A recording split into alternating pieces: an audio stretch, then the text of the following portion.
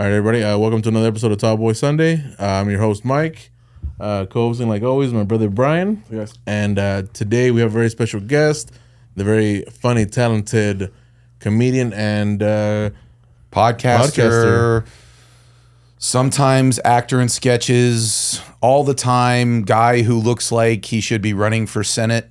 Yeah. Mike Sasson. Actually, yeah, that'd be great. FBI agent, senator. FBI agent, senator, cop. Congressman, cop, you know. I've gotten cop a lot. I don't know if you guys have picked up a lot. That's there's too many rooms where I've walked into where they're just kind of like, just put it away. That's a lot of time. Yeah. You should think about growing out the mustache. Just really committing. The problem is I have too much Irish in me, so it gets red. Anytime I do the whole beard, it doesn't look as badass as I would hope. And one time, when I was really fat, I tried to use it to develop a chin. Mm-hmm. And now that I'm a little thinner, I do kind of shave. But the major focus, the reason why I didn't like it was it did have a little too much red in it. Really? Yeah. Who cares? Well, I did. I'm a very narcissistic person. I'm very vain. I'm all about the exterior. Interior, I have no concern with. It's all dark and hollow inside. But in terms of my exterior look, that's the important part. Mm-hmm. I mean, literally, all of you could be horrible human beings. I could care less. But you're all quality, good-looking, handsome men, which is the reason why I'm doing this. Thank you. We appreciate it. Because if any one of you was ugly, I'd be out of here. Oh, yeah. You ever hung out with ugly? Don't ugly people make you sad? Like, you just look at them, you're like, I can't believe you exist. Yeah. Or like, for instance, you ever seen an ugly person work out and you just want to tap them on the shoulder and you're just like, no, just stop. So what if you get so much if you get jacked, you just be an ugly dude who's jacked. Yeah. Like, what's the point? Go eat a pizza.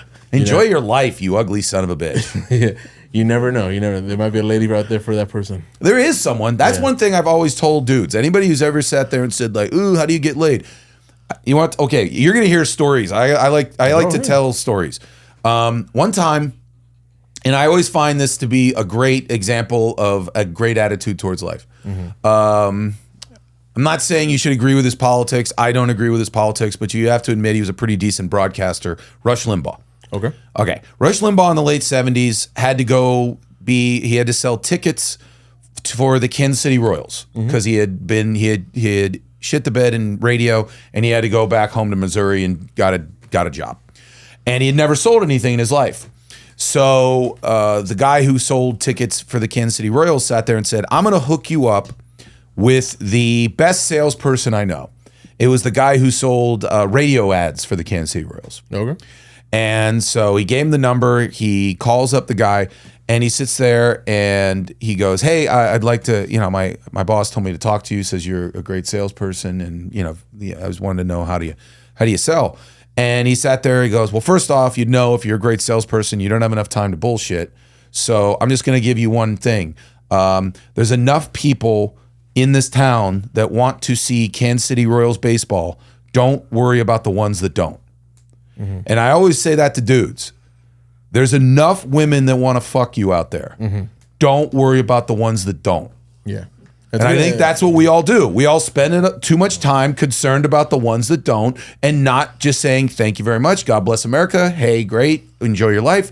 I'm going to go find the one that does. Mm-hmm. That's, I think that's a great example of, comedy. Hey, this booker doesn't want me, go find one that does. Yeah. True. Yeah, but I think that's a young man's mistake. I think I learned that a little bit later in life too. We all learn it later in life. Yeah. We all learn it later in life. I mean, I'm 47, and what are you, like 22, 23? No, dude, I'm 34. I know, I'm just being whatever. You never sit there. What are you, like in your mid 80s? God, you're near death. Yes. But I mean, yeah, you could be 34 but that'd be a hell of a life. Good job. Anyways, so the thing is that I always love is when you do want to sit there and say, like, what would you tell your 23-year-old? One of them would be, don't worry about the women that don't want to fuck you. Go find the ones that do. Mm-hmm. The other thing I would tell 23-year-old me is people don't tell you what they want, they show you. Mm-hmm. If anybody actually ever does tell you, like, I don't want to be here, I don't want to be with you, I don't want to have this job, commend them. Yeah. Most people just half-ass it and just kind of like, don't do it. And it's the same thing with comedy. Most people don't like, if somebody actually does come up to someone and go, hey man, I'm not cut out for this. I'm just gonna quit. Yeah. But if they actually, most of them, they just kind of half-ass it and just gum up the system until eventually they just, hopefully, do drugs and no one has a Narcan near them. Yeah, failing upwards, right? Yeah. Well, that's the hope. Yeah. If there's anything in Los Angeles, that's the point of Los Angeles, is to hope that you continually fail until you find something that you you fail to a point to where it's like, okay, have that job. Most of the time, the best advice I ever got from someone from LA who's made it is he sits there and he says, whatever you got to do, stay at the table. Whatever you got to do, just don't leave. Don't get out of here. I mean, like, you can have moments where you kind of lay low for a little while, but don't completely leave. Stay stubborn. Dig your heels in and make sure that everyone, do you see Once Upon a Time in Hollywood? Yeah, I saw it. Okay, well, the advice that Leo DiCaprio had as the Rick Dalton character was a very good one. He goes, when you're here, buy a house, be here, make sure everyone knows you're not a fucking tourist. Because there's a lot of people that you kind of see and then you go. And you're like, oh, was that guy, was this part of the tour? Like, was this, does he think the shark's going to come out and, whatever? But you got to dig your heels in. You got to be like, no, I'm not going anywhere. This is what I've decided to do. I'm burning the boats. I got no plan B, and I'm either making it or, there's only two things that can happen. I either make it or die. Great. Either one, who gives a shit? Isn't that what, you know who Travis Barker is, obviously? Of course. Right? Yeah, okay. So that was his reasoning behind getting all those tattoos. He said, I'm going to get all these tattoos because it'll give me no options other than make it. That's really fucking smart. Yeah. That's really, do you have any tattoos? I don't, no. I don't have any tattoos either. Yeah. Here's my reasoning. It's not that I don't dislike someone with tattoos. There's people that have great tattoos, mostly, women in places that I like to see them. Yeah. But I would sit there and say that I don't have anything in my life that is at this point tattoo worthy. Yeah.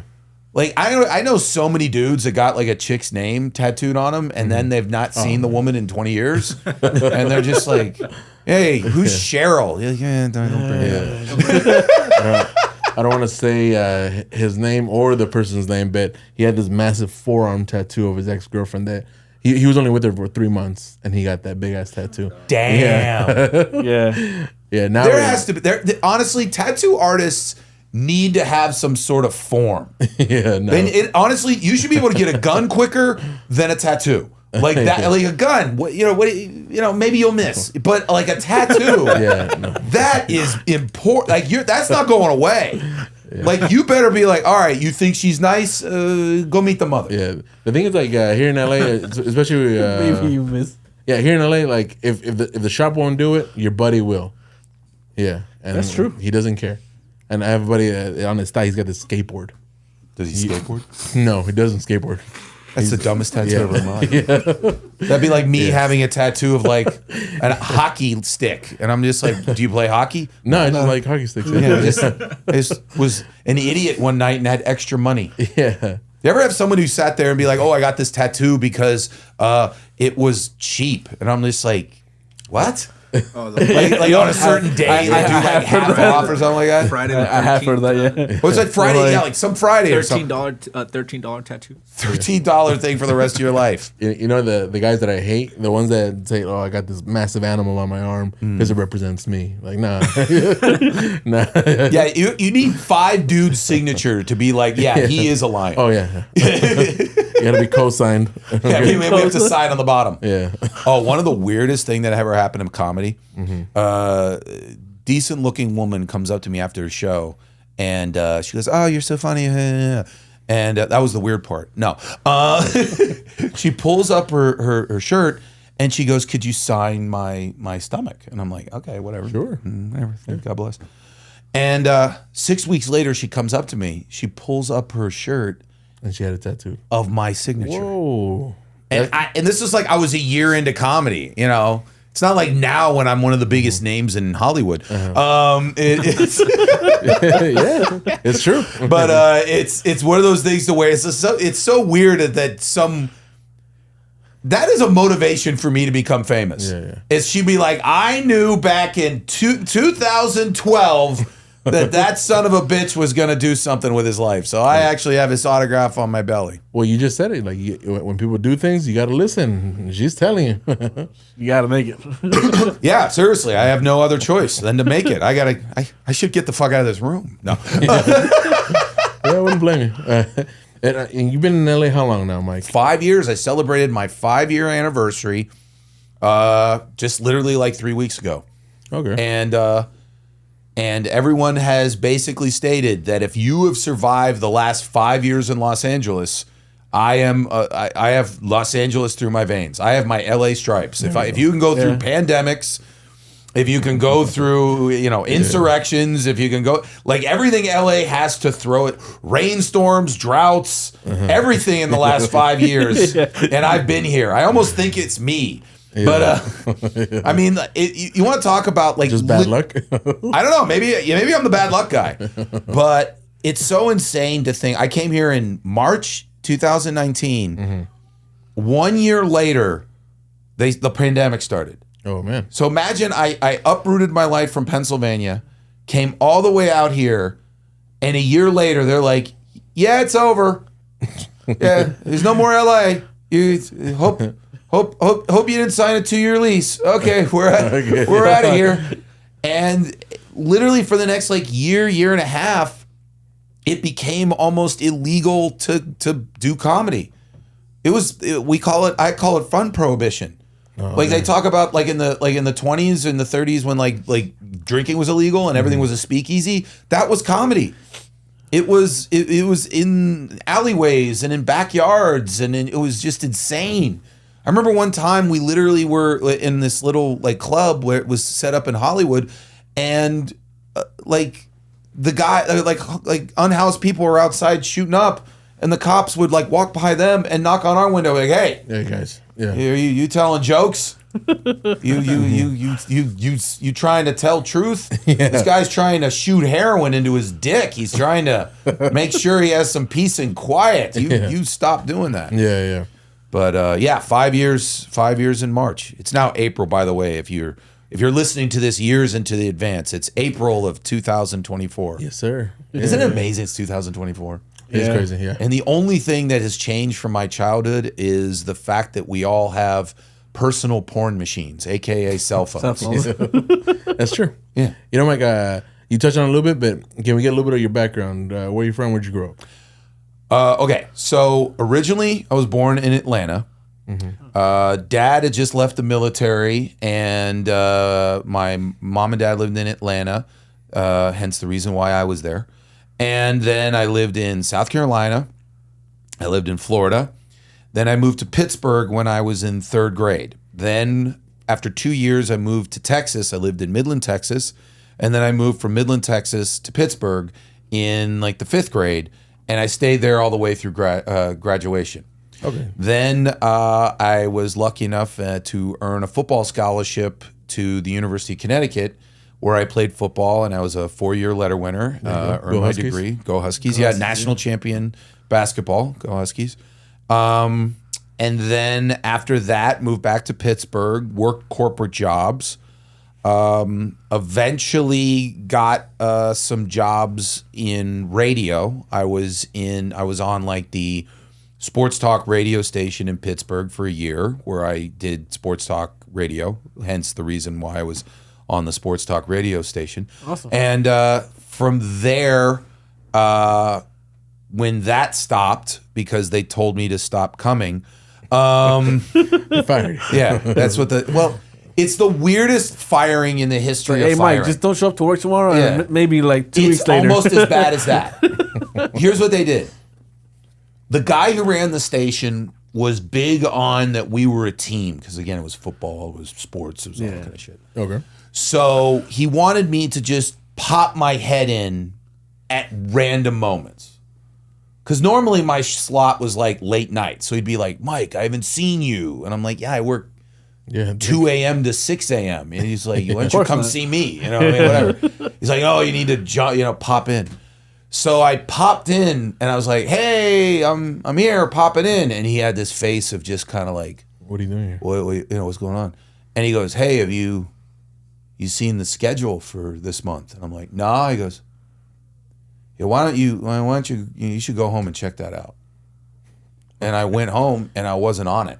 And that's how he told me I wasn't on the air anymore. What a coward. What a dick. And then he kept bringing me back every day for like every month or every 6 weeks, saying like, hey, I got a spot for you. I think we got a place for you. We got this for you, that, blah, blah, blah.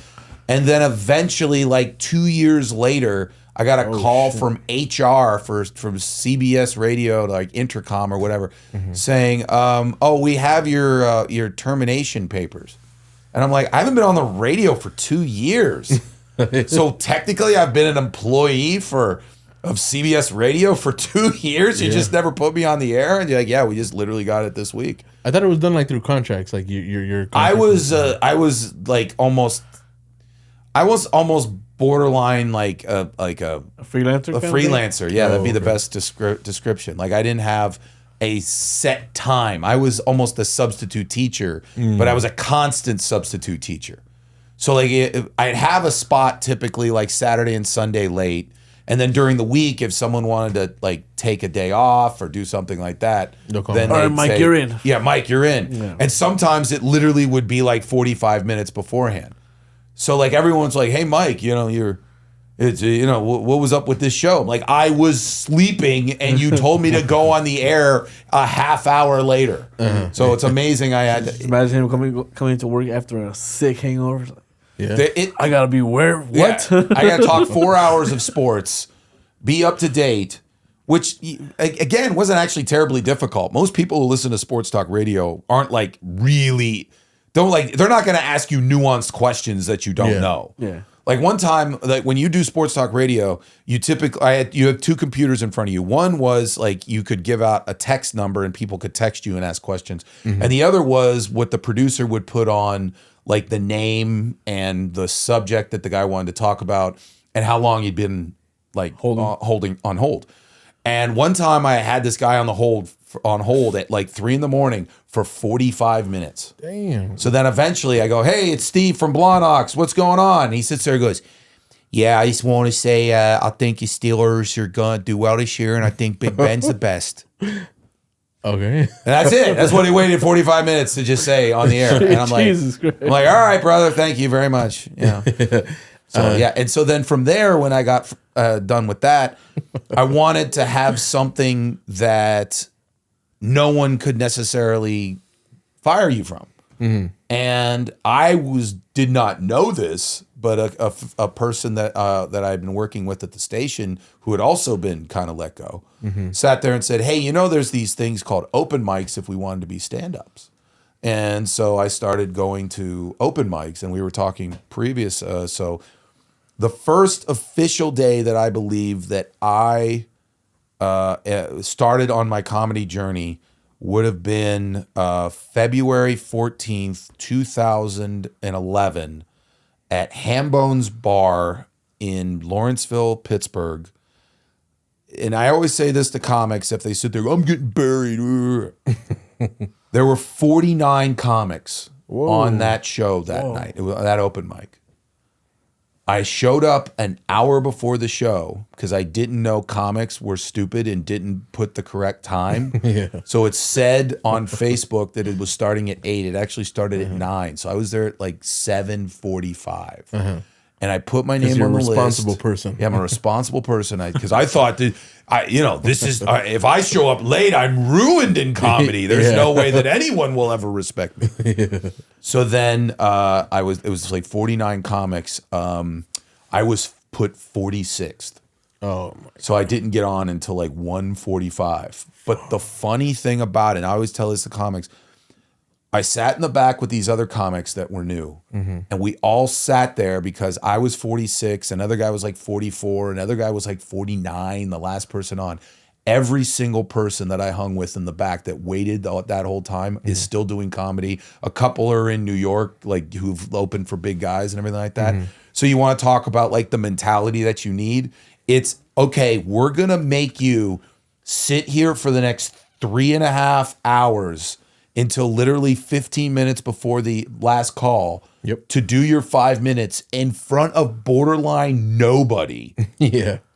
And if you'll stay, maybe you'll have a shot. Yep. And it was this thing to where it was a Thursday night mic in which it was one of the best mics. You want, like, I always laugh when LA comics go to other cities because they always talk about, I was at this open mic, it was incredible. Like, yeah, when you're in, Columbus, Ohio, or Phoenix or whatever, yeah, there's not, Dave Chappelle's not popping in. He's popping into our mics. So that's the thing. And so it's a unique thing. And so there's audience members, and it's, and comics who are not as good get bigger time because it's not a big New York, LA type scene kind of deal. And so, but that mic, it became something to where, like, okay, I came in the next week, there was 52 comics, and I got bumped to 39. All right, cool. I'm 39. I'm moving up in there. A couple weeks later, I was in the 20s. Okay, cool. I'm in the 20s. I may be out of here before midnight. And then eventually, before 5 years later, before I left for LA, I was prime time. I was like 7, 8, 9. Yeah. And that was a sign of how much you progressed. And so every time anybody's like, yeah, I went to this mic and they put me, 23rd. I'm like, well, when you're 46, this is the shoulder you get to cry on. Yeah. Right here. This is the one you get.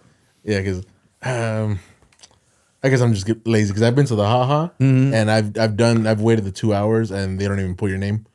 Oh, that when I first came here, before I was aware of the whole slotted system, Fourth Wall slotted changed LA comedy. Because prior to that, everything was the bucket. Yeah, everything was, and I remember coming here. I came here for a week just to kind of check it out before I actually officially moved here.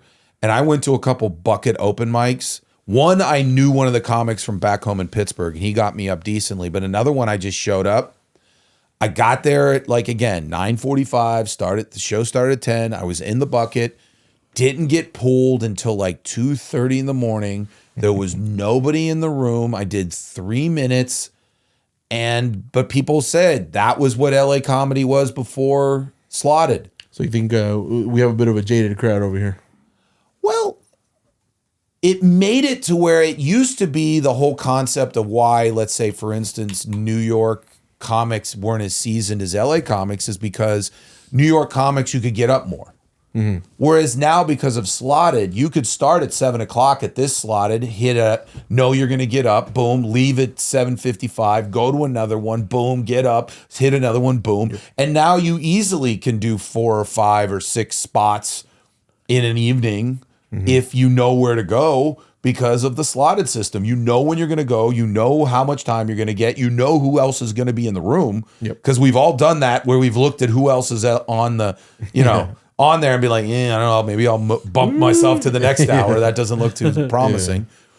And kind of go from there. That's why I always give props to Joe Menente. He absolutely, he was the one who kind of implemented that. And now I'd say there's almost more slotted mics than there are, kind of bucket mics. A bucket mic is now kind of like a quaint throwback. It's like when a hipster wants to listen to vinyl. It's kind of like, oh, we do it old school here. I'm like, yeah, you can keep it. Yeah. Shout out to Joe Menente. Joe Menente is an awesome person. He's the owner of the Fourth Wall. In my opinion, the best open mic here in LA. I like the North Hollywood one. That's where we met. Yeah, it's a safe space for scumbags. Yeah, it is, and it's probably one of the tougher rooms you can do. Yes, and it's a room to where you're allowed to fail, you're allowed to say awful things, and nobody judges you. As soon as you walk out of that door, it's almost like it never happened. Yep. Yeah. It so never happened. It's whatever. Even if you did great, it never happened. Never happened. Yep. Yeah. You could get up there, say the most insanely obscene, terrible things. As soon as you walk out that door, it never. Yeah. I've had guys pull their dicks out in that room. It hasn't happened yet. Well, I've sat in the audience and it's happened. Oh my God. And the guy literally, someone would just kind of like go up to him and go, "Hey, come up with a better punchline." Yeah. And then it just never. Guy comes back the next day. Hey, don't do that again. Yeah, please. Yeah. All right.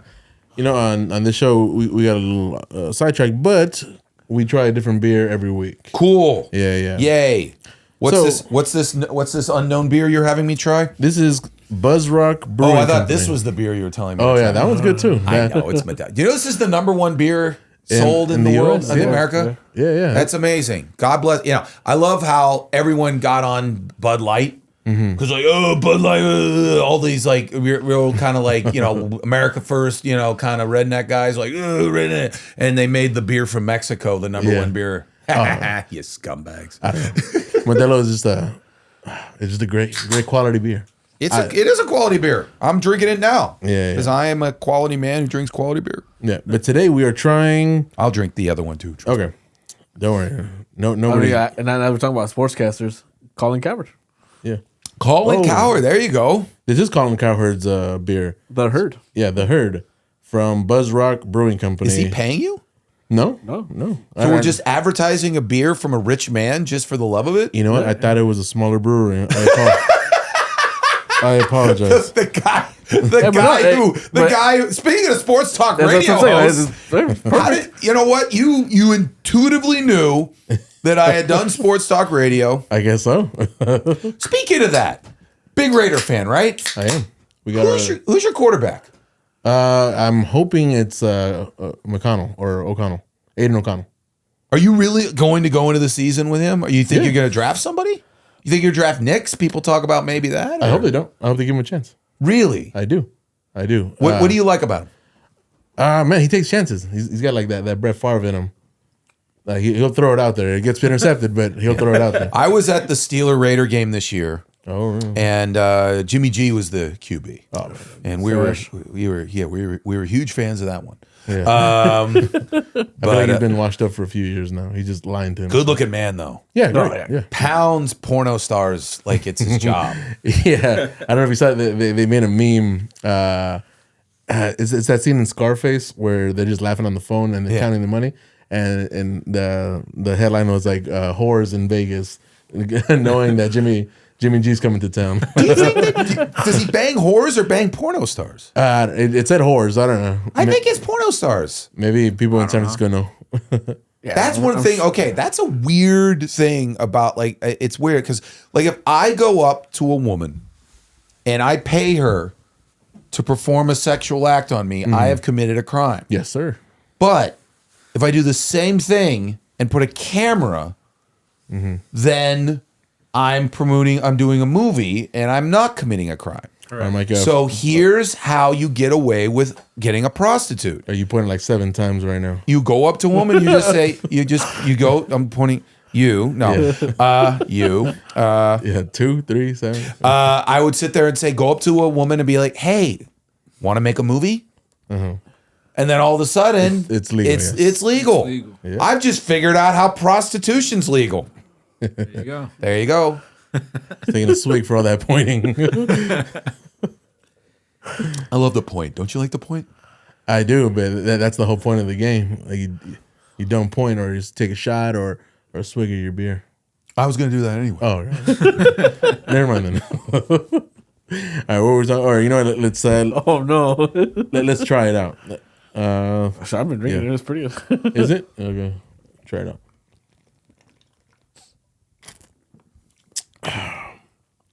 It is pretty good.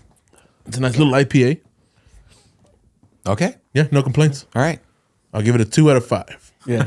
Really? That's not good. Yeah, that's not good. Dude. All right, That'd be like, oh, she's hot. I give her like a 3 out of 7. Like, what are you fucking now we'll do 2. ugly whore? We'll do 2.5. 2.5. Oh, okay. Yeah, So average. Average, yeah. Yeah, it's an average beer. Average beer. Yeah. Okay, well, yeah. You know what I did recently? I went What did to you do? Napa, which is wine country, Mm-hmm. and I learned all about like wine and shit. And I'll give you like a 30-second synopsis of why wine is why it is. Because what I do whenever I meet somebody, I always try to come up with a great question. And so when I went up to this guy who owned this big vineyard, I pointed to this wine and I go, is this the most expensive wine in the place? He goes, no, this one is. I go, how much is it? He goes, it's $50,000 a bottle. God.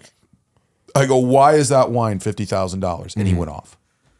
It turns out wine is a lot like It's like you learn that it's like this high school produces great quarterbacks because they've got this coach and this league and all this kind of stuff. It's the same thing. It's like this wine is produced by this vineyard that it was a particularly good year for this grape, and but they didn't produce a lot of them, so it's very it's not a lot people know about it, or so. It's very similar to kind of like or thoroughbred racing, to where that this horse trainer really knows how to do these type of horses. So then if the horse goes on the market, you buy the horse. Well, it's the same thing there. Plus, it almost does kind of build off itself, because if, for instance, the everyone just goes, oh, that bottle of wine is $50,000. Then if you have it, then if you're a billionaire, you can't just have something you buy at the liquor store. You got to have like, oh, I'm a billionaire. I'm $50,000 bottle of wine. Yeah, that's true. Just like Bezos, he has a yacht for his yacht.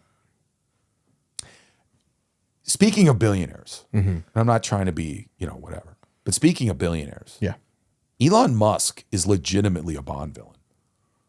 If you really like, they had there's a YouTube channel called Some More News. Some More News. Okay. If you like Daily Show, if you like John Oliver, it's that, but it's like an hour and a half, 2 hours on one subject. And this guy did a 2-hour thing about Elon Musk, and it was called Elon Musk's Hitler's Problem. Oh, okay. And the reason why is because Elon Musk is doing all of these things because he has like 5 goals. One of them is like for us to become a multi-planetary species, get rid of the gas engine, all this kind of stuff. And one of the things he talked about was genetics. Well, because if you read his Twitter, he's anti-Semitic and racist and all that kind of shit. And amazing, a guy who owns son of a guy who owns a diamond mine in South Africa might be racist. But who'da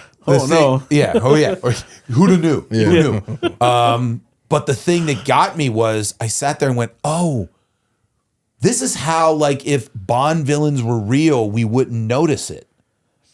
Like, if you ever watch a Bond movie and be like, how's anybody noticing this guy's not building a fortress in a cave? How does no one know that the guy's like hollowed out a volcano? Like this is a massive government works project. How the hell does no one notice it? Now if you really look at Elon Musk, that's how nobody notices it. That's how no one would notice it. Who else is who's that other dude? Jeff Bezos. Isn't he hollowing out a mountain to build a clock or something like that? He might be. Yeah. That's how Bond villains would do it. They have so much money and they kind of just explain it like, oh, I just want to make us an interplanetary species. That's why I'm building rocket ships. Wink, wink, nod, nod. No, he's going to blow us up. That's what he's going to do. And it's going to be too late, and he's going to have his own space fleet and all that kind of stuff. He's throwing up like 2-3 satellites a week. Is he? Yeah. Oh, damn. Just last week, he threw up like 2 on a 2 satellites a week. on a Saturday or a Friday. Huh. I didn't know. Or 3. He's lining them up, man. That's what a Bond villain would do.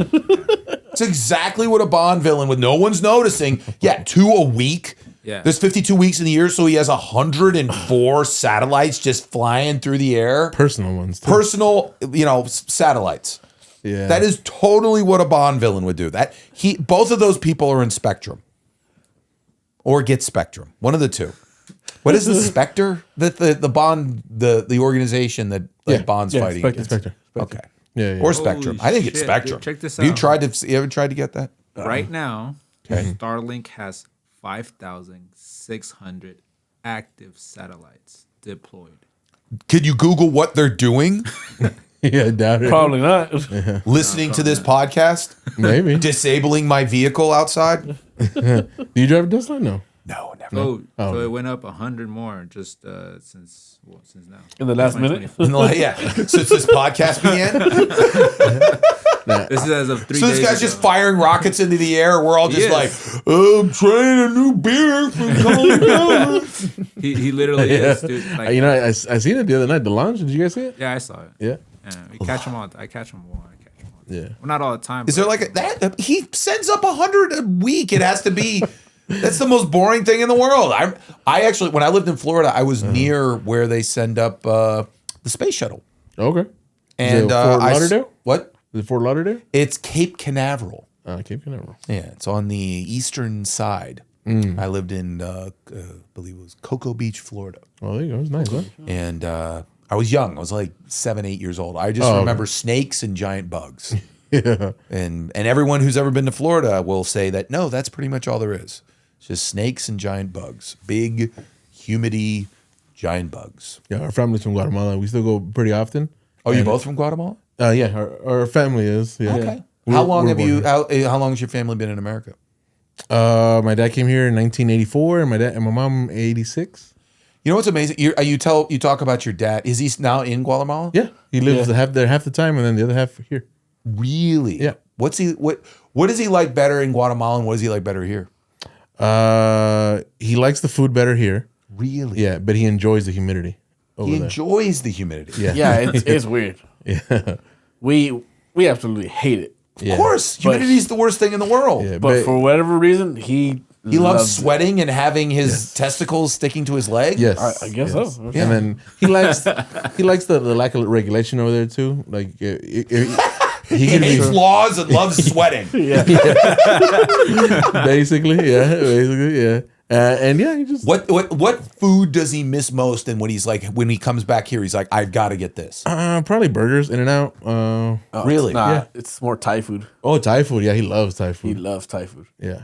Wow. Yeah. They don't have good Thai food in Guatemala? No, They have no Thai no. food in Guatemala. They have no Thai food. Zero. Maybe in the major city, but we're from a farm town. Okay. Yeah.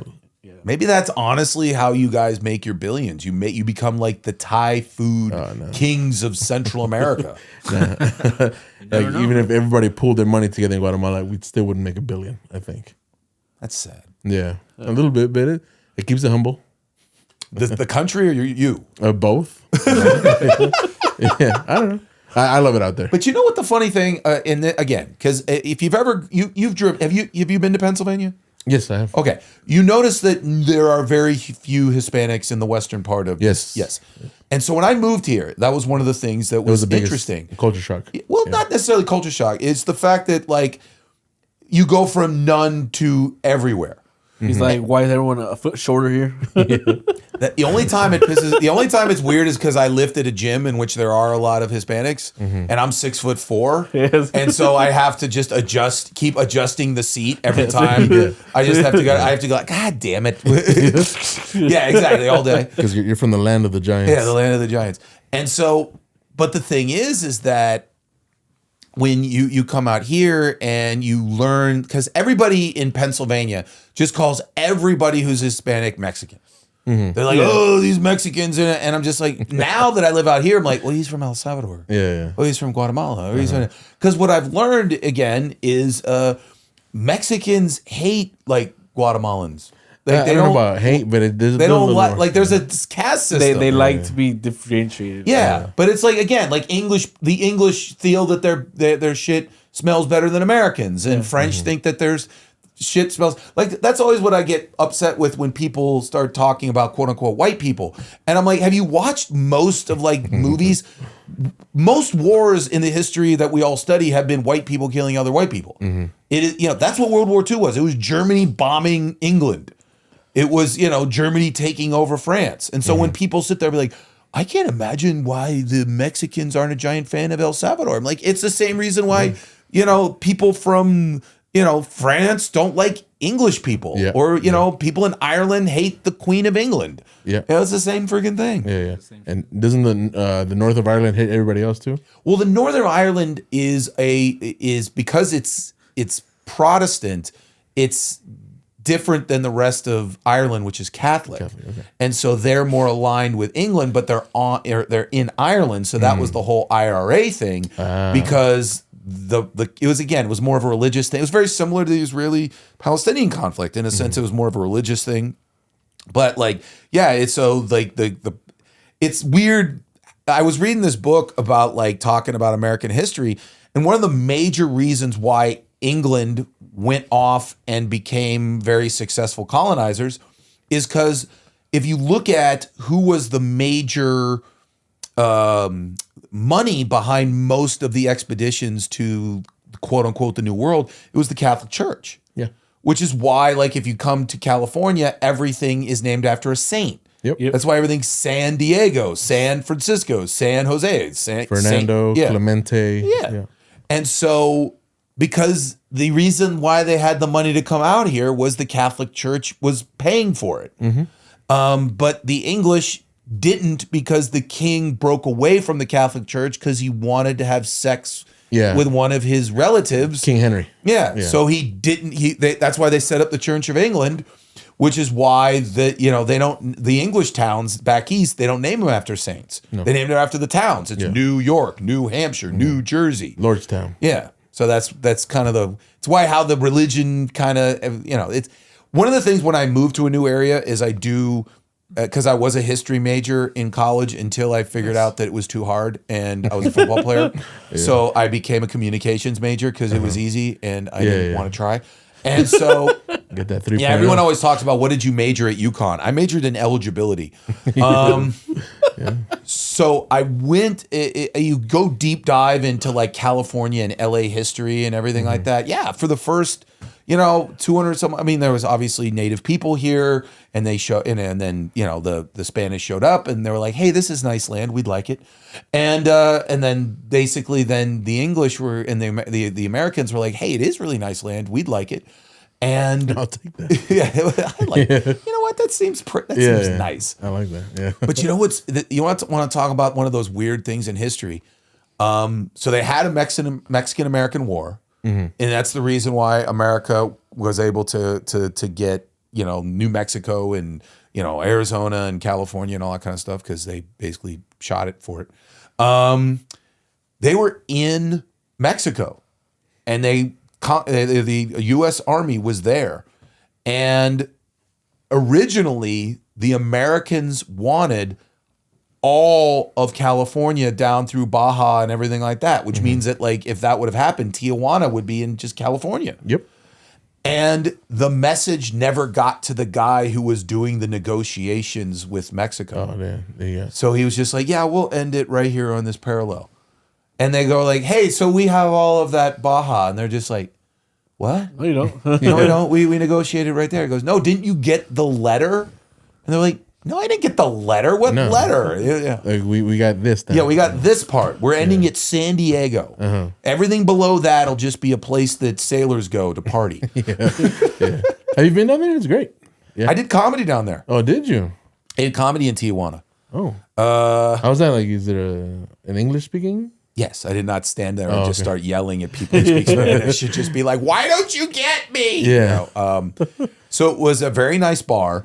And there's a lot of Americans living down there. Huh? Yeah, and a lot of English-speaking Mexicans. Yeah. And just in case you didn't know. Yeah. See, I'm doing it. Yeah. Anyways, so I actually did a show in San Diego, and a guy says, hey, we have a very nice bar in Tijuana. It's once a month. We have a lot of expats and English-speaking Mexicans that want to see a comedy show. You'll headline, we'll pay you X, and would you like to do it? I go, yeah, I'm for anything. Cool, man. I would love to do something like that. So I had never been to Mexico, and I always tell my friends back in Pennsylvania that getting out of Mexico took 3.5 hours. Oh, yeah. Getting into Mexico took as long as it is to get gas at Costco. Yeah, too. Like, it wasn't terribly difficult. Yeah, it was like 10 minutes. Yeah. And so I drove my car, and I drive a black Mercedes. And I learned later that I shouldn't have done that. Huh. Because everyone was like, so this is the story. So I get to the gig.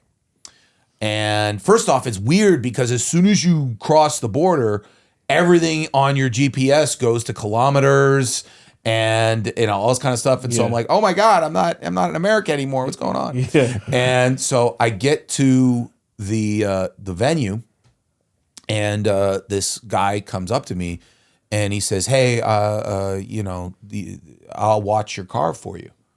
And the owner had come out to meet me, and I go, hey, is this guy real? He goes, yeah, he's real. And he'll take care of it. You should do something. It's a nice car. And I go, okay. And I give the guy $20. I go, yeah, watch the car. Way too much. Yeah, I didn't know. Yeah. I am gringo. Yeah. So I would've done walk it for in. 5. Yeah, 5 is Well, I learned later. I walk out. I do the show, and the guy pays me a couple $100 and some pesos because he goes, "Hey, if you want to go get tacos or whatever, you can use the pesos to get tacos." And so I go to the car. He had not moved. He stood in front of my car, the whole time with his dog, and just sat there.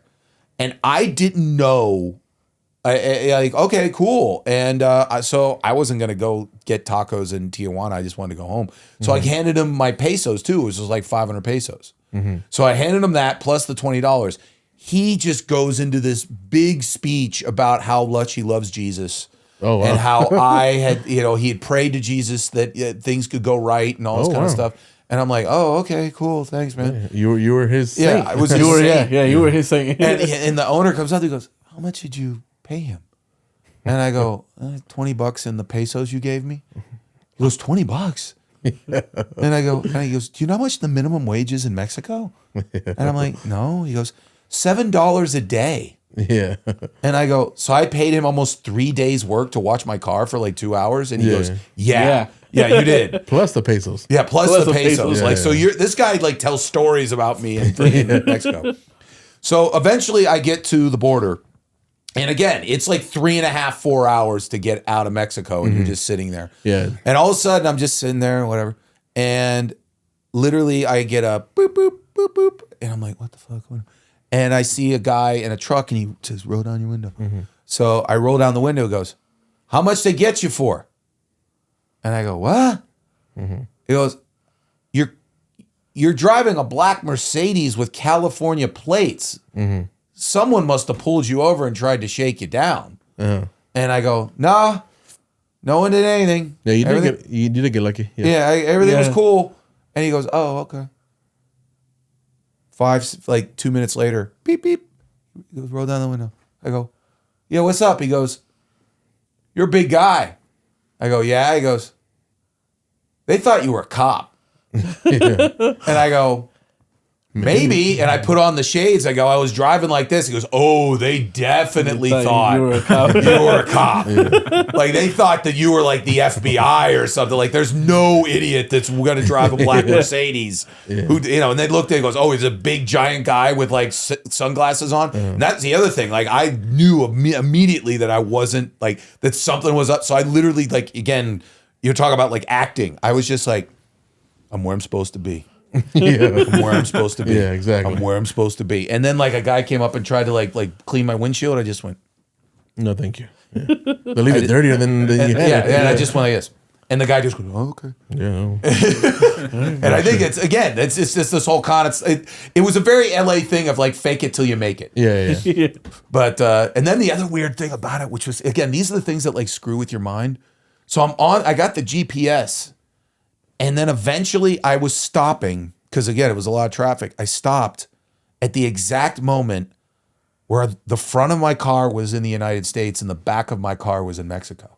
Okay, yeah. And that's just weird to think about, like, how arbitrary the border is and how different the world is in one place and another. And I'm just kind of sitting there and I'm just like, yeah, I'm sitting here for the next 15 minutes and half my car is in one country and the other half is in the other country. Yeah, just check my paperwork and I can get on my way. Yeah. And then I go to they check my like trunk and everything like that. But literally I call my brother up back in Pennsylvania and I go, guess where I was? And he sits there and goes, where were you? And I goes, I'll tell you where I was. He's a big Simpsons fan. And there's a Simpsons episode where Krusty the Clown takes Bart and all his friends to Tijuana. And he sits there, and the way he introduces it, he goes, "We're going to the happiest place on earth, Tijuana, Mexico." And so I sat there and I go, "Guess where I was?" And he goes, "Where were you?" I go, "I was just in the happiest place on earth."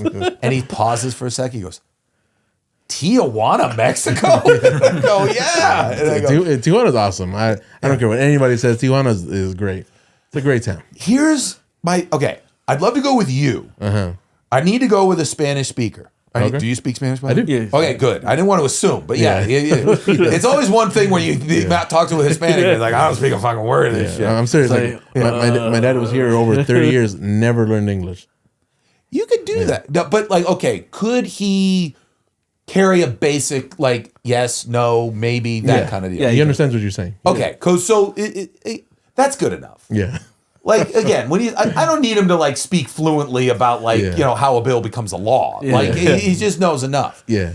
But yeah, that'd be like I had a buddy of mine who's Hispanic, and he goes, yeah, he goes, trust me, bring like $40. And you will basically, it'll be like going to Vegas and you're a high roller. I don't know, $40. I guess where he was telling me to go. Yeah. Well, but like for instance, But you can't have like a great lobster Yeah. dinner for $40. Yeah. Yeah. You got a A great, great dinner, lobster $40. dinner. Yeah. yeah, but like he was just like, no, what I was taking you is like literally like, well, like I went to the place that I did comedy and I had this big taco dinner, like 5 beers, like all this kind of stuff. And I was like, how much was it? He goes like $12. Yeah. Yeah. And even that's expensive.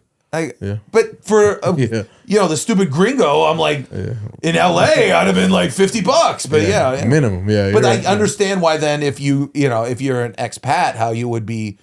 But it's such a mind fuck when you like drive by and you see like the metal border. Yeah. And you're just like, wait, that's And it is a big difference when you cross the border. Like you see, all right, like we do have it pretty good over here. that is one of the things that I did think about. Like when you're immediately over, you're in San Diego, Yeah. which is beautiful, Yeah, San Diego's and the very nice. streets are awesome, and you're just kind of like.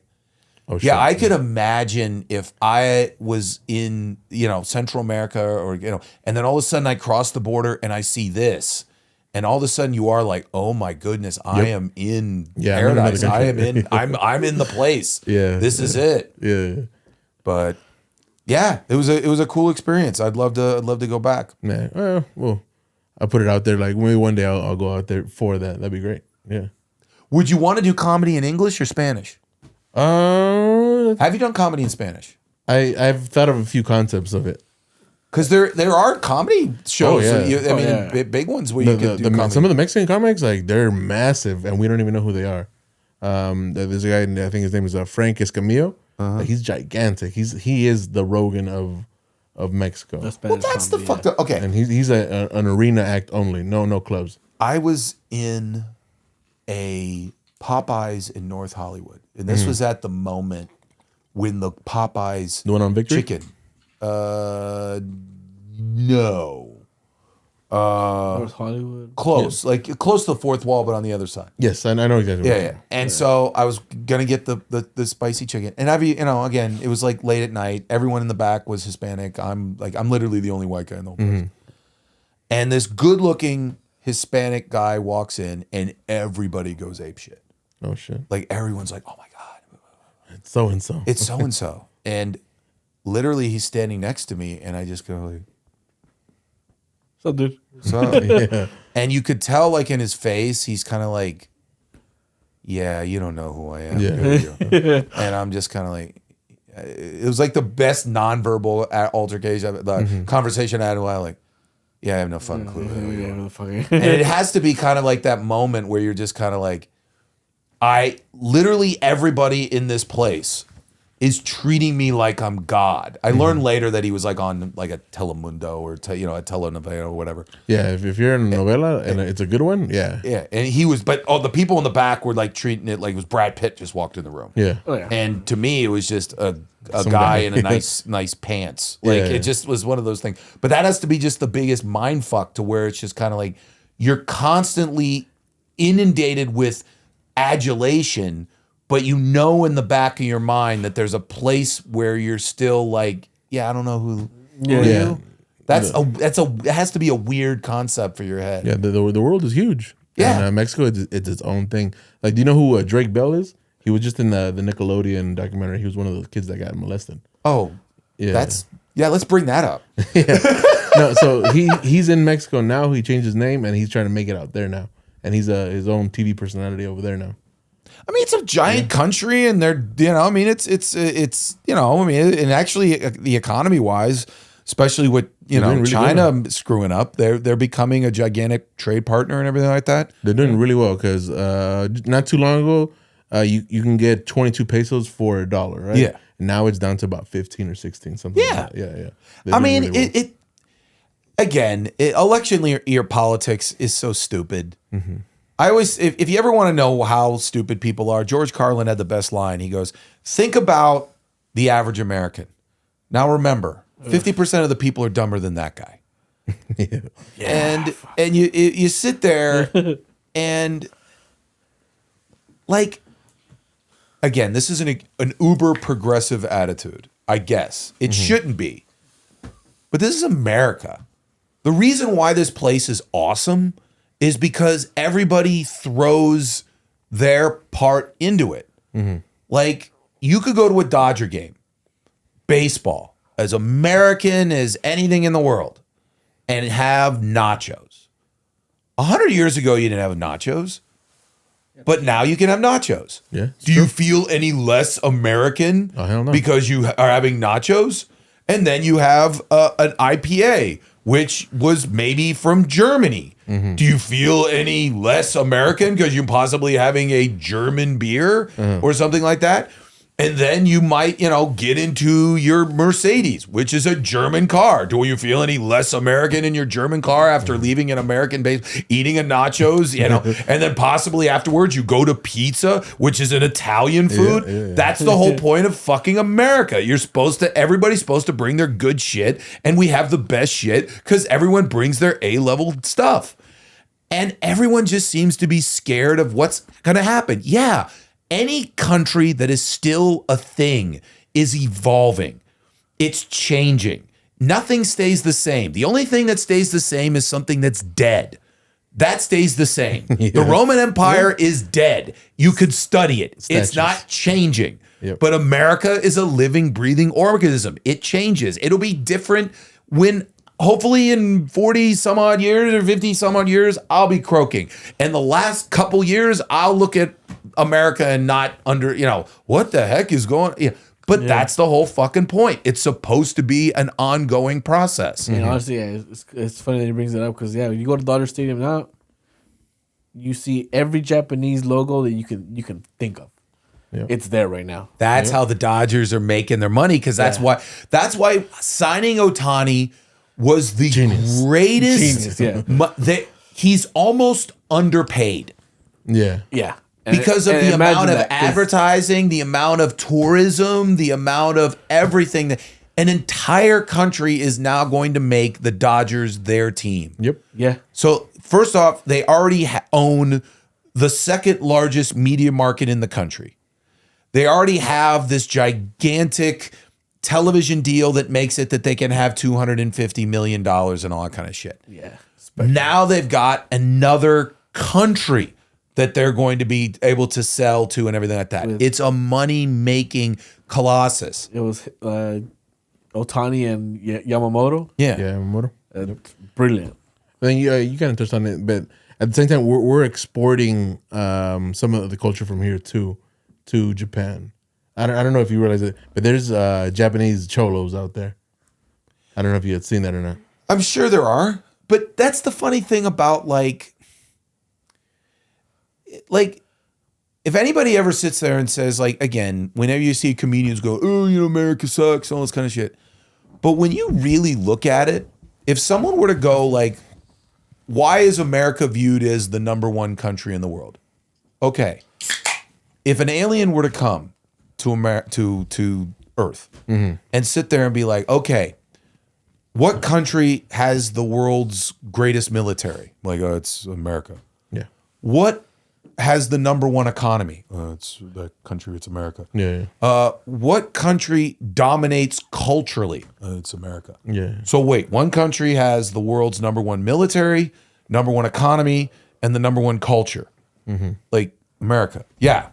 That's why if you ever sit there and you talk to someone from Sweden and be like, why is America number one? We're the world's biggest economy. We have the world's biggest military. And literally everyone is listening to rap music, rock and roll, wearing blue jeans, wearing baseball hats, even if they don't know what fucking they're, it could be a Dodger hat, could be a Pirate hat, could be whatever.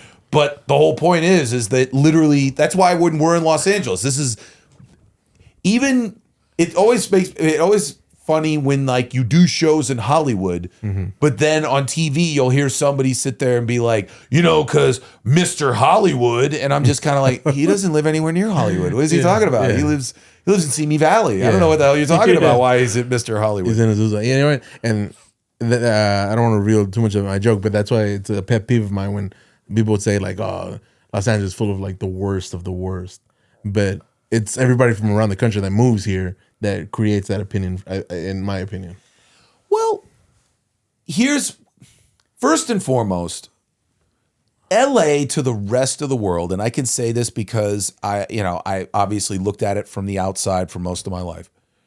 LA seems like it's the rich kid that never had to work for anything. Yeah, because when you look at it from the outside, everything that makes LA great, they didn't have to work at it. It's the beach, it's the weather, it's the mountains. No one in LA made the mountains. No one in the whereas, like for instance, when people think of New York, it's Broadway. It's skyscrapers. It's Wall Street. It's things that people actually built. So that's why people always look at LA as kind of like the rich kid with the dad who bought everything. So that kind of deal. Okay. But that's one of the things I tell people from back east about LA is I'm like, the reason why they make movies here is because this town can be anything you want it to be. If you live in New York is essentially one thing. It's concrete jungle. And it's amazing. It's incredible. If you've never walked off the subway platform into Times Square and seen that incredible scene, do it. It's one of those moments you have to have in your life. If there's one of those bucket moments. It is beautiful, yeah. But one of the things about LA is the simple fact of like, and actually a guy from Pittsburgh told me this. One of the first shows I did out here was down in Newport Beach. And ironically, this guy who saw me at an open mic in Pittsburgh followed me on Instagram, followed me on Twitter, and had just been following me and became a fan of mine because he saw me at the open mic. And so he found out I had moved to LA and I was doing a show and he lived in Newport Beach now. So he brought like 15 people to say, hey, look at this guy from Pittsburgh. I saw him 3 years ago. He's funny, whatever. So afterwards, I sat down with my fans and they are. Yeah. And I was like, hey, do you have any things about LA that I should know? He goes, if you don't like where you are, realize you could live literally 5 minutes away and the vibe and everything could be completely different. Very different, yes. He goes, everyone from the outside thinks LA is beach, palm trees, that's it. But like you can go live in the mountains. You can live in the desert. You could live in a part of LA, that's why like for instance, you go to like let's say La Cañada. La Cañada has pine trees. It looks like Pennsylvania. Okay? Yeah. You could go, again, if you want concrete jungle, you could go live in downtown LA. That's a concrete jungle. Yep. But I think when you talk about like the true scumbags, those are the people that want the West Hollywood, Beverly Hills, my shit don't stink, avocado toast, that kind of like foo-foo. Because you're right, they're from Michigan, they're from Pennsylvania, they're from New York, and they want to live that. Oh, I'm doing yoga and I'm reading my this and I'm having a cleanse. That's one of the things that always gets me is like I gained weight when I moved to LA initially. Oh, really? Because everybody was just like, oh, you got to go to this place and get this taco. Oh, you got to go to this place and get this pizza. Oh, you got to go. Oh, you don't think you'll have sandwiches? Oh, you got to go to this hoagie place. It's a great hoagie place and everything like that. And so for the first year, I had to like go to all of these these places. And I'm like, oh shit, everyone else is telling me how healthy I'm going to be in LA. I just gained 25, 30 pounds. Yeah, no, it's great. I mean, and again, I remember like I did some shows in San Diego, obviously not LA, but went down to San Diego and I talked to this Italian chef who moved from New York. And I go, why did you move to San Diego? He goes, what? I go, first off, it's beautiful. But also he goes, if you're all about food, and Italian food, what climate more mirrors Italy than it's a Mediterranean climate? Southern California. that is the climate of Italy. Yeah. So It if you is. really want to talk about having the food that you would be able to produce the greatest Italian food, it would be the climate that most mirrors Italy, which is Southern California.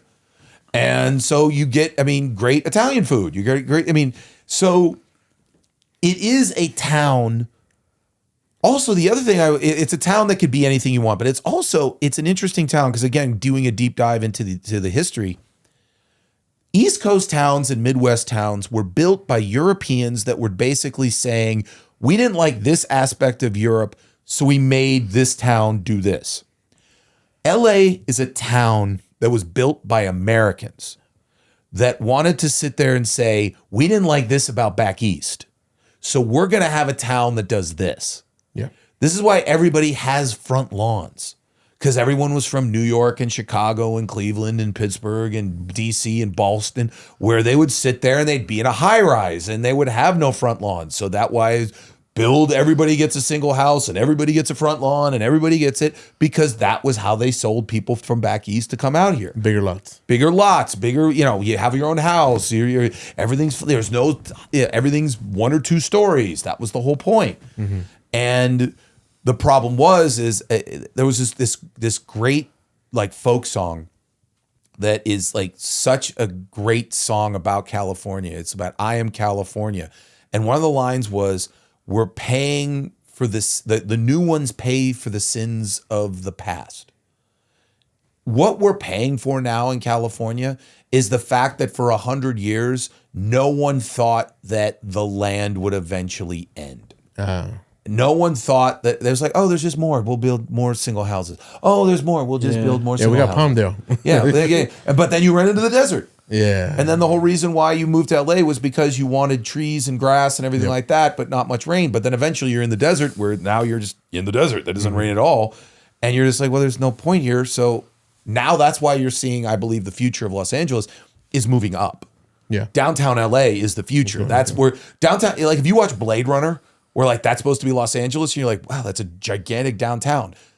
They're just about 30 years off. Mm-hmm. That essentially would be LA in 2050, not 2020. Yeah, that's why they're getting rid of all those parking requirements. Yeah. And they're just building more high rises. They have to. Mm-hmm.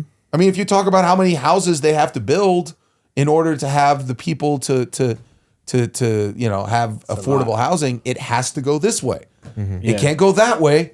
You're running into an ocean, you're running into a mountain, you're running into a desert. It has to go that way. Yeah. And you know what? And I got really sad for you yesterday. You said that like I hate Hollywood parties because it's just about who might be there and who might advance my career. And I hate Hollywood parties, not parties with comics in California. Oh, okay. A Hollywood party is a party to where it's like a business meeting.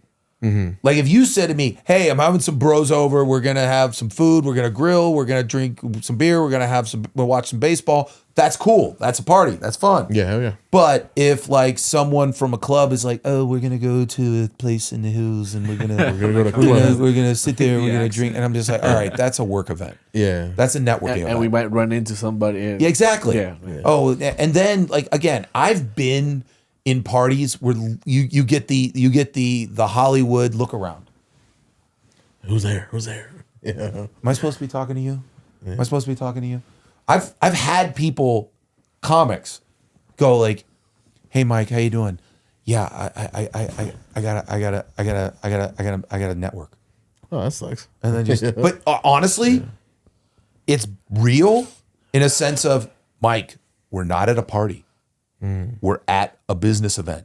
Oh, okay. This is not if we were at a party, yeah, I'd sit here and talk to you. But we're at a business. This is a business meeting. Like if we're at a party, where's the funnel? Yeah, exactly. This is not fun. Yeah. This is a networking cocktail hour. Is anybody getting shit faced at those events? Only if you're really famous. Yeah. only if you're real. I mean, or literally you're like, you just showed up that week. You don't know better. You don't know any better. You're like, oh, free booze. Tim, he doesn't know better. Yeah, he don't fucking. Sorry, he just came from back east. He have no fucking clue what the fuck's going on. You know what? You want to tell us that Spielberg story? or you want to like give it out real quick? I'll go deep into it because it was super interesting. It's very. I'll tell it in this context. Okay. A guy who was doing his graduate thesis at USC had a question. Every time you read a story about a successful person, they'll tell them what their first success was, but they won't tell them what was the first step, what actually got them through the door. Mm-hmm. And this guy essentially figured out that that success is like a club, and there's 3 entrances. There's the front door, which is we all wait in line for the club and we're all hoping to get in, and we're hoping that the guy at the door knows us or can get us in. Then there's the VIP entrance. That's for people whose dads are rich, or maybe they're super beautiful, or they're super talented, or they're super athletic, and they get through the VIP entrance. Then there's the third door. Then there's the kitchen door. There's the door that like you kind of have to break a window down and kind of walk in and kind of get into the club that way. And so he asked a bunch of people, what was the first step? Like, I'll get to Spielberg, but like he talked to Larry King. And Larry King legitimately was trying to get into radio in New York because that's where he was from.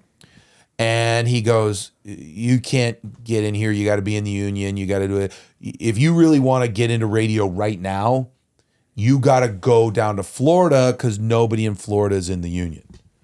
So he literally got in his car and drove down to Florida and started knocking on doors. And like the guy who was interviewing him goes, oh, so you sent out your resume? He goes, no. I knocked on doors. I knocked on the doors of like radio stations. And eventually one needed a janitor. So I said, fine, I'll be the janitor here. So he started sweeping the place up, but he made sure that the owner knew that he was an on-air talent. He wanted to be on air. While he was sweeping the floor, someone came up to him and said, the guy who has a radio show in 45 minutes quit. I can't get anybody. Do you want to do it? And he goes, absolutely. So he dropped the mop, planned a show, and 45 minutes later he was on the radio and he became Larry King. So those are the type of things that he talks about. Mm-hmm. Now, some of them he found out were kind of things that nobody really wants to like explain. Like, for instance, everybody knows Bill Gates. Yes. The story you always hear is that the way Bill Gates made his money is he sold the operating system to IBM. Mm-hmm. Well, how did he get the meeting with IBM? Turns out his dad is a very prominent lawyer in Seattle. And so his mom was on the national board of directors for the United Way. Who else was on the national board of directors for the United Way? The CEO of IBM. Oh. So basically his mom approached the CEO of IBM and said, would you take a meeting with my son? And like it was like her friend. Yeah. Yeah. So basically he's like, oh yeah, sure, I'll have a meeting with your son. And that's how the process started for Bill Gates to be able to sell to IBM. I always thought that he had sold his soul. He might have. Yeah. But to get that meeting, it was literally his mommy got him the meeting. Okay. Now, Steven Spielberg was from Arizona. Mm-hmm. He had wanted to go to USC Film School, but he didn't get in. So he was going to school in Arizona. But he was really super young, and he just really knew he wanted to be a director, and so he just came to Los Angeles. And he had no idea how to get into, have a meeting or do a studio or whatever. So the only way he knew how to get onto a studio was take the tour at the Universal Studios lot. Yep. So he paid his thing, got into a tram, and started taking the tour of the Universal Studios lot. And they stop in the middle of it, and they let everybody go to the bathroom. And he hid in the bathroom stall. And when the tram thought everybody was on there, it drove away. So now he's sitting on the lot and has nothing to do. So he starts walking around and starts popping his head into, shoots and all this other kind of stuff. And then eventually a guy kind of looks at him and goes, wait, who the hell are you? And Steven Spielberg just then lays it on him. Goes, my name's Steven Spielberg. I'm from Arizona. I really want to be in Hollywood. I want to be, in movies. I want to be a director. I think I'd be a great director, blah, blah, blah, all this kind of stuff. And so the guy took pity on him. So he wrote him a 3-day pass. He goes, I'm going to write you a 3-day pass. Walk around, talk to people.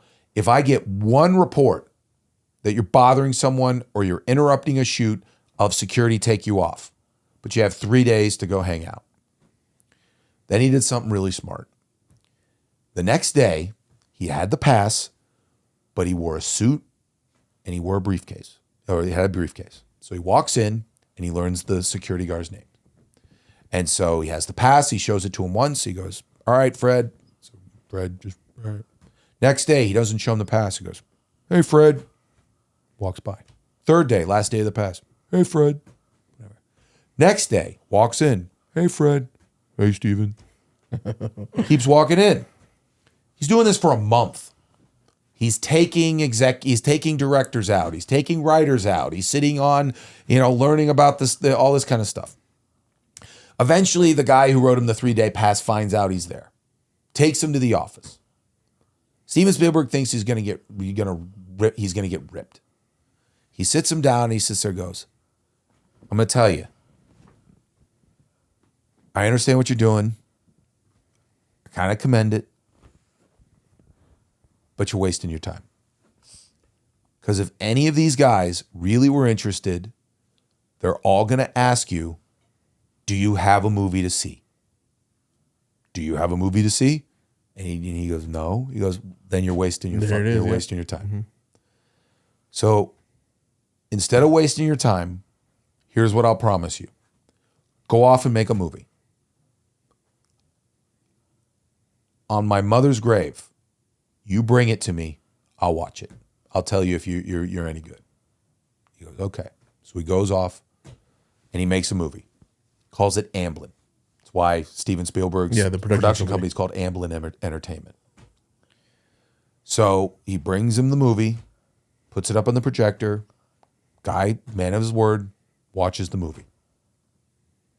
He literally, it's the greatest thing he'd ever seen in his life, literally starts to tear up, says this is beautiful, stops the movie, picks up the phone, calls the head of Universal Television, says, I don't know what his name was, Gary, this is Dennis. Uh-huh. What are you doing right now? I don't care if you're busy. You got to see this movie. No, right now, you got to see this movie. So the guy walks down there, watches the movie, sits there and says, this is great. And at that moment, signed him to a contract and made him the youngest director in the history of television. And at 19, 20 years old. Oh, 19, 20 years old. I was about to ask, what is it? He was about 19, 20 years old at the time. Yeah. And now the point of the story, at least how I see it, is number one, if you want something, you got to go get it. You got to find a way to get in. And that's why I often, whenever I don't feel like I want something, it's kind of like the world is telling, I have to work harder. And then I say, I remember, it's because I don't really want that. Yeah. Because I have a similar story. Oh, okay. This is how I got on the radio in Pittsburgh. So I had thought that I wanted to be a sports talk radio host because the thing is, when you're in a place like Pittsburgh, the only thing you ever see that's entertainment is radio. It's the only thing in town. And again, I played football. I'm a big sports fan. So I figure I'm perfect for sports radio. And I do a little radio. I do a little local stuff, all that kind of stuff. Eventually, I read on the internet that they're going to start an all sports talk radio station in Pittsburgh. I call up. I had been taking classes at the Connecticut School of Broadcasting. I call up the guy who ran the show and I go, do you know anybody at CBS Radio? He goes, yeah, I know the guy who we bought ads for. Mm-hmm. I go, could you call him and get the name of the program director for the new station. He goes, well, I don't know if he knows it yet, but I can get you his phone number and I can ask him to say, hey, a guy is going to call. So he goes, fine, tell him I'm going to be calling him at noon. It's like 10 a.m. Yeah. Eventually I call him right at noon. I go, hey, this is Mike. I always talk to my buddy. He says that do you know the name of the new program director? He goes, we're meeting him at 1:00. Oh, man. I go, when do you think that meeting will be over? He goes, probably 1:30. I go, I will call you at 1:45. So at 1:45, I pick up the phone. I call him. I go, hey, before I answer, he goes, Bill Johnson. I go, thank you. I put all of my shit that I had done. I'd written for local newspaper. I had done a local cable access show. I had done a podcast, whatever. Mm-hmm. I put it all into a box. And I wrote in a big box, attention, Dennis Johnson. Mm-hmm. I put on a suit and I walk into the radio station. I put the box on the lady in the front desk. And I look at her straight in the eye and I go, Dennis Johnson is expecting this. Yeah. Please, I will call you tomorrow morning at 7 a.m. to make sure Dennis Johnson gets this. Mm-hmm. She goes, okay. She goes, tomorrow. She goes, I will be here tomorrow. Mm-hmm. Whatever. I call at 7 a.m. I pick up the phone. I go, Denise, it's Mike. She goes, it's on his desk. Okay, great. Without even answer, it's on his desk, Mr. Sasson. Mm-hmm. I go, okay. Nothing happens for about a month. Eventually, the station is going to have its first broadcast on Sunday. Mm-hmm. Friday afternoon, during the middle of a blizzard, I get a call out of the blue. Is this Mike Sasson? I go, yeah. He goes, Dennis Johnson, program director, 93.7 The Fan. What are you doing this afternoon? I go, nothing. He goes, come by the station. I'd like to talk to you. So I'm like, okay, whatever. Cool. Put on the same suit, whatever, walk off. Sits me down in his office, and all he says is, tell me about yourself. I talk for 45 minutes nonstop about everything I wanted to do in sports, all that kind of good stuff, blah, blah, blah. Eventually, at the end of it, he just goes, okay, well, we'll take a look at the grid and we'll give you a call. I had no idea what that meant. Yeah. I'm still like, what is the grid? What do you mean? Schedule grid. Ah, okay. I didn't know I had just been hired. Oh, all right. I had to call another guy who had been in radio. I go, what did he just do? He goes, you just got hired. Yeah, there you go. And I go, oh, okay, cool. And he called me up and I was on the air for the next year and a half. Is it the same guy that gave you the silent treatment with the firing? Yes, it was actually. Oh, okay. Which is why I don't dislike him. Oh, okay. And by the way, that wasn't his name. I'm protecting his name. Yeah. Because fundamentally, he did give me a chance. Yeah. The reason why eventually it ended was because in the beginning, they had 24-hour local sports. Mm-hmm. Then CBS has a national network. Yeah. And so they started to say, hey, don't hire somebody locally and pay him. We have a guy out of New York and we do him nationally and we only got to pay one guy. We don't got to pay 40 guys. Ah, okay. See what you mean. So, whatever. Okay. But it's a similar thing of if you really want something, you'll figure out how to get into that thing. Yeah, I think. So I always feel that if you want anything, you want the girl, you'll figure it out. You want the job, you'll figure it out. If you don't feel like you want it, I think that's the universe telling you, you should be getting this. Yeah. I think that's a great message, and that's what we're going to end on. Don't give up. Don't give up. Unless if you suck, then go home. Yeah. If you're bad, then please, you're gumming up the system. Yeah, Mike is the first guy to tell you, you should quit. Actually, I'm not. Or I would say on stage. Oh, on stage, yeah. Do you feel you're more honest on stage than you are off? Yes. Yes, I am as well. Yeah. Like when people sit there and say, "Wow, you're so different on stage," I'm like, "You, that's the real Mike." Yeah, it's very freeing. Yes. Mm-hmm. Like more people, I am more comfortable on stage talking to hundreds of people, to thousands of people than I am in this. Oh, okay. This, I feel like I could fuck it up. On stage, I feel like you're expecting me to be an asshole. You're paying for me to be a piece of shit. Yeah. In this, you're like, why is he such an arrogant son of a bitch? Well, on stage, you're like, it's just the act. Okay. Like, no, it's not. Yeah. Real quick. Yeah, go ahead. What did you play in at UConn? Offensive line. I was my first year. I was my true freshman year. I played. I got it. I'll talk into both microphones. I don't care. That's what a level of narcissist I am. Damn. I was my freshman year. I played on the offensive line and was on the PAT team. Then I actually broke my leg my true sophomore year. Okay. Redshirted. And then I started at center my sophomore year. And then the last 2 years I was a starting right tackle. Okay. So. Awesome. Yeah, there you go. Yeah. I think when the host leaves the room, isn't that the end of the podcast? He'll come back and say farewell, I guess. Yeah, he does it all the time. Pee break. Yeah. Well, we I'm holding it. I'm a professional. Yeah, we went over by half an hour. We went over? Yeah, well, we try to keep it like about an hour, but Why didn't he light me? No, we're good. No, this is fun. Yeah, it was great. Yeah. I didn't want to be, that's one thing about like anytime I do my own podcast, which is Mike and Ron Here to Help. Listen to Mike and Ron Here to Help. If you want to go, you could just shout out to Mike and Ron Here to Help. I was just saying, apparently we went a half hour over what we typically do. It's great though. But it's one of those things, every time I ever do a podcast, every time I ever do a show, my number one fear is, do I have enough material?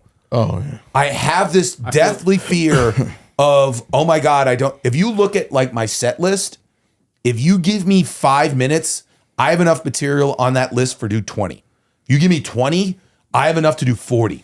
I always have this thing of like, my biggest fear on stage is I don't know what I'm going to say now. Yeah. I have more time. But it's never happened. Yeah, it's never, ever a podcast. It's never happened where I'm just like, I don't know what to talk about. That's not about your first 10. I feel like we could be here for another 2-3 hours. Yeah. And I see it too, Mike, because you go up there and man, it's always, it feels like a fresh 5 minutes every time. And me, it's like, man, I'm out, after 2. Well, yeah, I've never been on stage and gotten the light and been like, I need to get out of here. Yeah. It's always like, why does everyone else get like 20 minutes and I get 30 seconds? Yeah. And everyone's like, no, you actually, they gave you a little bit more time. Yeah. And I'm just kind of like, really? You ran the line. Yeah, you ran the line. ran the line. You're actually really rude. We all hate you. Yeah. No, You bother us. And I think, especially at the fourth wall, everybody's like, "Oh, Mike's here."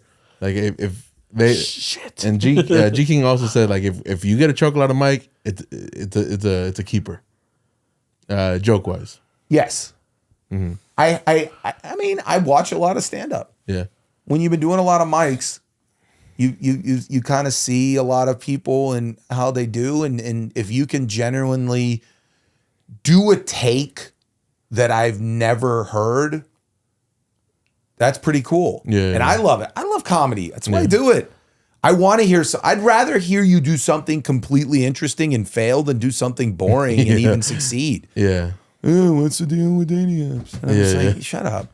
Yeah, the dating apps. Dating apps, LA comedy. That's why I like to have the whole thing about being depressed. You know how many fucking comics get up there and be like, I'm depressed. And I'm like, yeah, I'd be depressed too if I had your shitty act.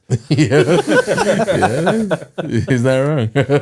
All right, and with that hate comment, we're going to end today's episode. That hate comment. Yeah. By the way, if you do have real depression, please get help. Seek but help, none please. of these comics actually have real depression. No. They're all just trying to basically get a personality based on something that like, oh, I'm a victim. My dad owns the color blue, but I am a victim of my own anxiety. Yeah. Like you should be anxious. You're not good. Nothing good is going to happen. You got to work at it. Yeah. All right, Michael, where can the people find you? You can find me at most Glendale area 7-Elevens and In-N-Outs. Also, you can find me at Mike Sasson, Instagram, the Twitter, the X, I guess what they call it now, Yes. the Facebook. I'm not on TikTok because I'm a grown man and I'm not giving my money to the Chi-Coms. Yeah. But yeah, just find Mike Sasson, M-I-K. Don't look for Michael Sasson because Michael Sasson is actually an Israeli male model. Oh, wow. But yeah, Mike Sasson, and you can listen to my podcast. Mike and Ron here to help with the great Ron Bush. It's me and Ron Bush talking about current events, our lives, our joys, our fears, our hopes. It's actually one of my favorite podcasts on the road. And you know what? Yeah. This guy doesn't lie when a guy's in the room. He absolutely believes that that's a great podcast, and I'm proud of it. Yeah. I'm proud of this podcast. I'm proud of all of you. I'm sure you'll add something later. Yeah. But here's the thing. God bless all of you. God bless Guatemala. God bless the Pittsburgh Steelers. Oh, no, I hope. Yeah, I don't know that. I hope. No, it's Al Davis. Yeah. Give it up for Al Davis. I like Al Davis. His son looked like he has autism, but Al Davis looks good. His son looks like he's all of the Three Stooges characters into one human being. But Al Davis, big time guy. Al Davis is proudly looking up at us right now. You think he's in hell? No, just playing. Do you think OJ's in hell? At the very best, he's in purgatory. Here's the thing about OJ. Okay? Yeah. He did all of that, and all he did with the years that he won was just play golf in Florida. That's it. Yeah. He fought for 3 years to stay free, and what did he do? Play golf in Florida and do card shows. That's all he wanted to do. I bet you if he would have gone up to the Goldmans and been like, here, I'll admit I killed her, but let me play golf in Florida and do card shows, and be like, we can think of no prison worse than that. Go ahead. Yeah, go ahead. That's what we're doing for it. Yeah, go sign cards and play golf in Florida and have everyone hate you. Yeah, okay. All right, guys. See ya.